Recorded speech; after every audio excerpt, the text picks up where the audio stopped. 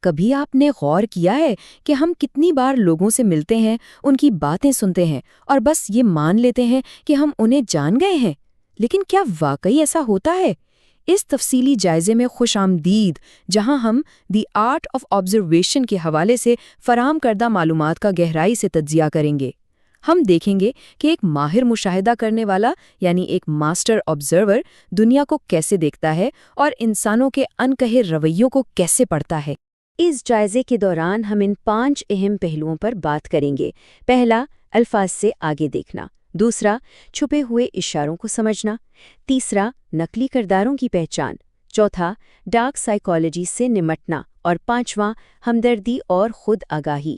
یہ وہ road map ہے جو ہمیں محض سننے کی عادت سے نکال کر گہری جذباتی ذہانت تک لے جائے گا۔ تو چلیے سب سے پہلے حصے کی طرف آتے ہیں، بیان کیے گئے الفاظ سے آگے کا سفر۔ انسانوں کو سمجھنے کے لیے سب سے پہلے ہمیں اس ظاہری تہ کو ہٹانا ہوگا تاکہ دیکھ سکیں کہ اونچی آواز میں کہی گئی باتوں کے پیچھے اصل میں کیا ہے۔ یہاں سورس مٹیریل ایک بہت ہی زبردست تضاد پیش کرتا ہے۔ دیکھیں، ایک طرف تو وہ الفاظ ہیں جنہیں ہمارا دماغ بہت سوچ سمجھ کر بڑی احتیاط سے چنتا ہے، اور دوسری طرف وہ حقیقت ہے جو ہماری باڈی لینگویج، لہجے اور یہاں تک کہ ہماری خاموشی سے بے نقاب ہو رہی ہوتی ہے۔ اصل میں ہوتا یہ ہے کہ انسان اپنے الفاظ کو تو کنٹرول کر لیتا ہے، لیکن اس کا جسم اور اس کی حرکتیں اس کے اصل احساسات کو چھپا نہیں پاتے۔ ہم دن میں کتنی ہی بار یہ جملہ سنتے ہیں نا، میں بالکل ٹھیک ہوں، اور ہم اکثر اس پر بغیر سوچے سمجھے یقین بھی کر لیتے ہیں۔ لیکن ذرا سوچیں، اگر کوئی یہ کہہ رہا ہو کہ وہ ٹھیک ہے مگر اس کے کندھے گرے ہوئے ہوں یا وہ نظریں چرا رہا ہو، تو کیا واقعی وہ ٹھیک ہے؟ ظاہر ہے یہاں الفاظ سچ نہیں بول رہے ہوتے، اور یہی وہ جگہ ہے جہاں یہ چھپے ہوئے سگنلز کام آتے ہیں۔ بات کرتے کرتے اچانک آواز کی انرجی کم ہو جانا، آنکھیں نہ ملانا، اچانک خاموش ہو جانا، یا پھر ایسی مسکراہٹ جو صرف ہونٹوں پر ہو اور آنکھوں تک نہ پہنچے۔ یہ اشارے چیخ چیخ کر ان الفاظ کی نفی کر رہے ہوتے ہیں جو انسان کے منہ سے نکل رہے ہوتے ہیں۔ ایک سچا آبزرور بس انہی سگنلز کو پکڑ لیتا ہے۔ اب آتے ہیں دوسرے حصے پر، ڈیکوڈنگ ہڈن سگنلز۔ ظاہری سطح سے تھوڑا اور نیچے جاتے ہوئے ہم دیکھیں گے کہ جلد بازی میں کوئی رائے قائم کیے بغیر ان اشاروں کو صحیح طرح کیسے سمجھا جائے۔ فرض کریں ایک بھرا ہوا کمرہ ہے۔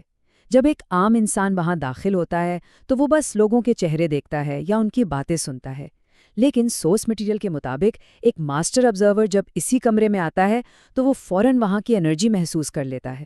وہ بھانپ لیتا ہے کہ کون کمفرٹیبل ہے اور کون بے چین ہے۔ مشاہدہ کوئی جادو نہیں ہے، بس یہ ان چیزوں پر جان بوجھ کر دھیان دینے کی عادت ہے جنہیں باقی سب نظر انداز کر دیتے ہیں۔ جب جھوٹ یا دھوکے کو پکڑنے کی بات آتی ہے تو کسی کا معمول کا رویہ یعنی بیس لائن رویہ سمجھنا بہت اہم ہے۔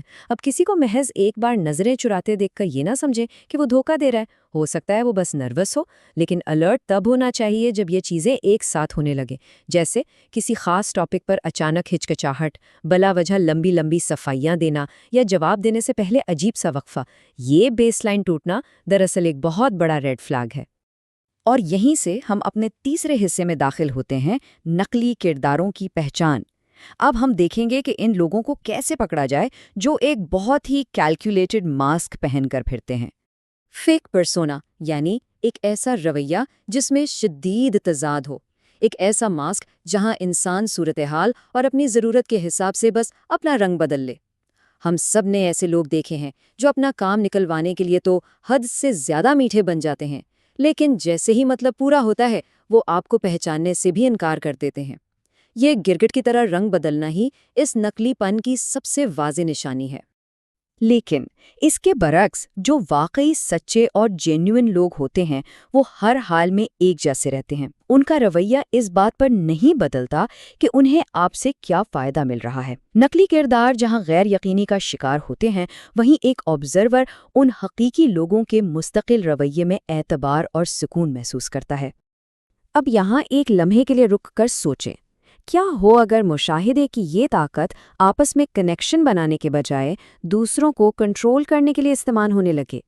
انسانی رویے کا یہ وہ تاریخ کونا ہے جس سے اپنا دفاع کرنا ہم سب کے لیے بے حد ضروری ہے۔ اور یہی ہمارا چوتھا ٹاپک ہے، ڈارک سائیکالوجی سے نمٹنا۔ اس حصے میں ہم ان لوگوں کی بات کریں گے جو انسانی جذبات کو اپنے مفاد کے لیے ایک ہتھیار کی طرح استعمال کرتے ہیں۔ تو یہ ڈارک سائیکالوجی کیا ہے؟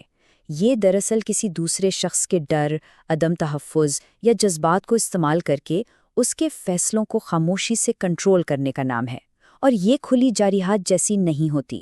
یہ مینیپولیشن اتنی خطرناک حد تک خاموش ہوتی ہے اور اکثر ان لوگوں کی طرف سے ہوتی ہے جو بظاہر بہت کیئرنگ لگتے ہیں، کہ نشانہ بننے والے کو تب تک اندازہ ہی نہیں ہوتا جب تک کہ وہ مکمل طور پر پھنس نہ جائے۔ یہ مینیپولیٹرز ایک خاص پیٹرن فالو کرتے ہیں۔ یہ کوئی اتفاق نہیں ہوتا۔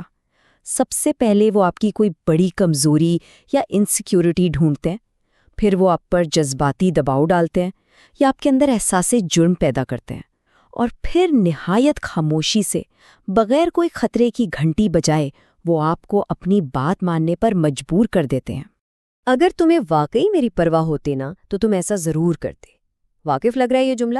یہ گلٹ یعنی احساس جرم پر مبنی مینیپولیشن کی ایک پرفیکٹ مثال ہے۔